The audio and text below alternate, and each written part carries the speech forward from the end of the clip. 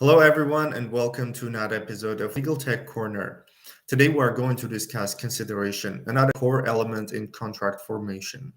We will start with the situations where consideration is valid in cases when it fails, and also how doctrines such as promissory estoppel can impact the enforceability of consideration and the contract.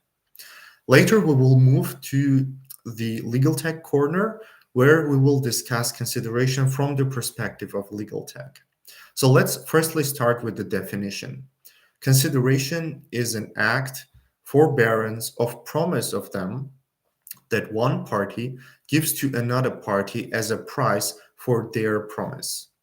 It is a promise exchange where we are thinking of one consideration as something that is given for value and eventually it will become enforceable. This principle was established by the case of Dunlop pneumatic tire versus Selfridge. And this principle, we are paying attention to the third parties who do not have right to sue the parties of the contract which have the consideration exchange with each other. This means that only the parties who are already in the contract, who have exchanged the considerations with each other, can enforce those considerations, and the third parties are not able to enter into such enforceability. Let's move then to the gratuitous promises, which are free promises that do not have any expectation for the return promise.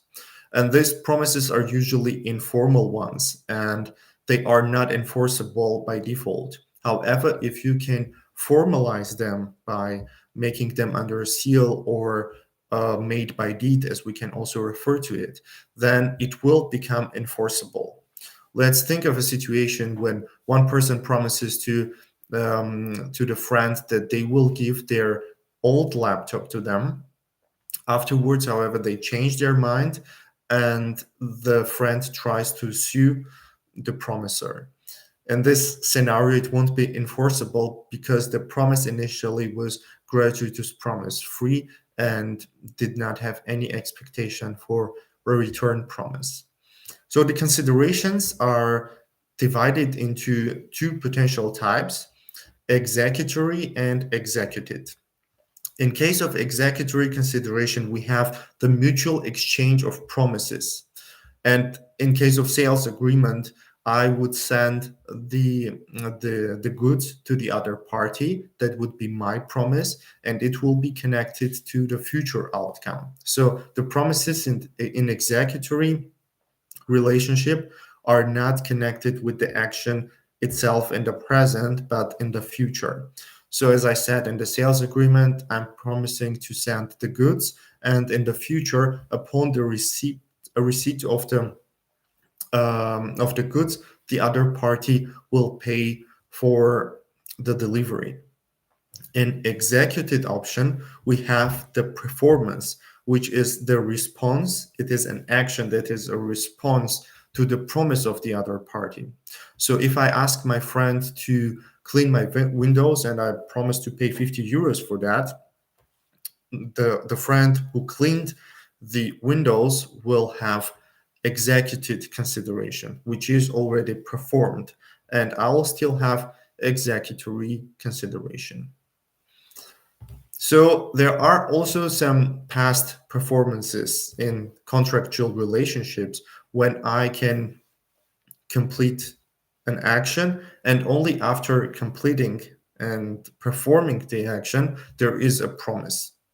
And in this scenario, those promises are usually not enforceable. We have an established principle from the case of Rose Corla versus Thomas, and this case provides as a framework where the promises which are provided after the completion of an action won't be enforceable. There are, however, exceptions to this principle. Firstly, let's start with the case where the promise is given by a person who also asked in advance before completing the action, requested to complete that action. If I ask my friend to help me to move my furniture into a new house, and after completing that action, I am also promising that I will give €100 for that completed action, that will still be enforceable. In the second case, as an exception, we have the expectations of both parties. And these expectations are based on the potential monetary compensation or potential any kind of benefit that the parties may receive. And although this was not stated clearly and explicitly, the parties, both of them, have this expectation. And lastly, we have the elements of the contract. In case they are present, even with absence of consideration before the contract is considered as completed, we still have a valid enforceable relationship. The elements of the contract are intention to create legal relationship, of course the offer and acceptance as an agreement, and in the third place we have the certainty. So now let's move to the actual value of the consideration. The consideration often can be inadequate in its value. And this is not the important part because we at least need to provide a minimal value to consideration. We're not talking about market value, so there will be no comparison with the actual value, the market value, and the value which is provided within the consideration. But in the eyes of the law, we are viewing sufficiency as a core component for enforceability of consideration.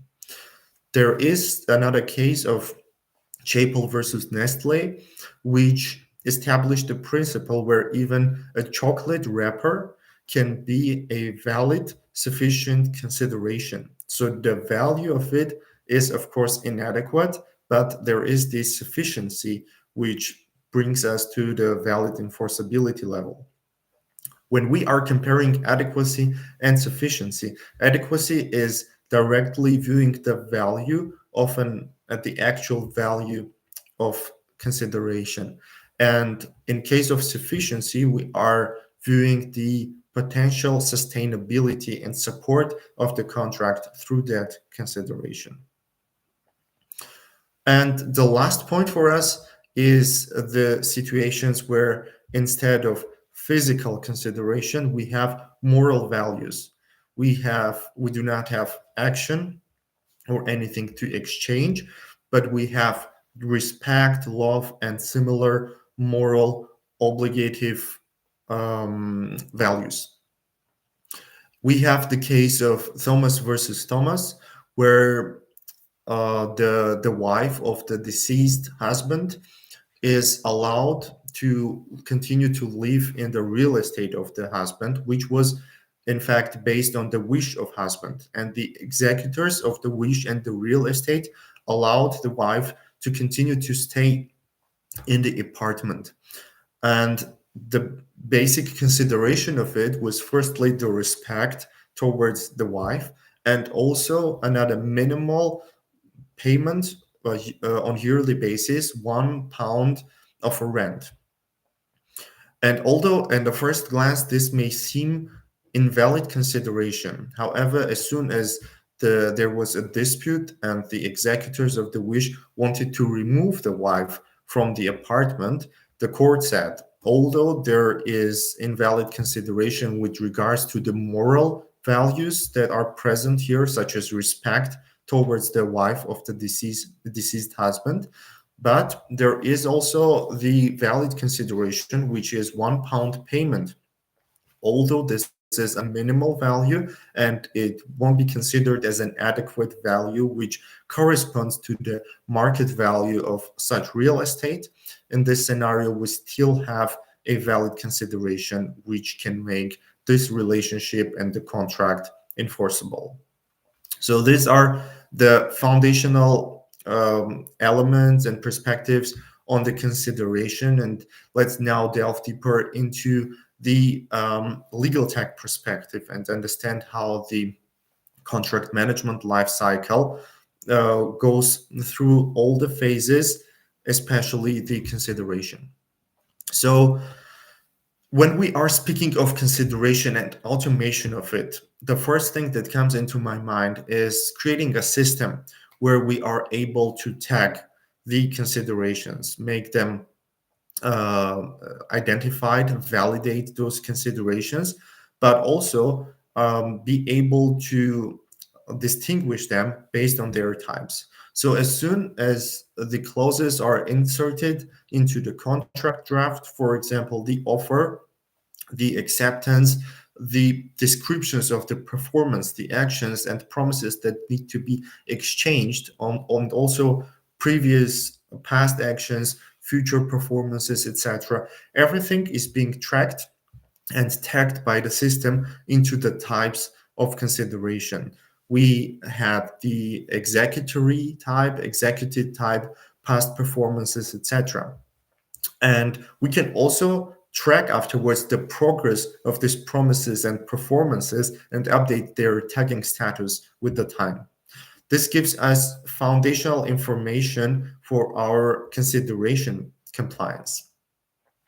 Afterwards, the system can go through the clauses again and identify ones which are gifts, gratuitous promises, and also considerations which do not require any exchange, which do not have a responding consideration or promise from the other side.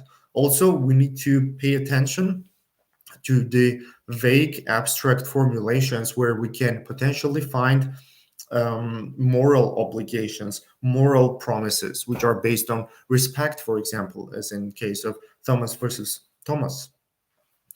And in this case, the system can provide the commentary suggestions how we can convert the weak consideration into good consideration. For example, by making out of it a deed. And this will have us this switch from the weak consideration into strong consideration. Also, we can provide as a suggestion by a system a minimal value to the contract. Of course, this depends on the context, the scenarios that we encounter during this analysis. But this is not just for the drafting process. It is also for thousands of contracts you may have for your review exercise. This is how the legal tag would automate the consideration through the tagging and many other automation elements and help us to sort out the weak considerations from the collection of strong considerations and maybe convert them in early stages.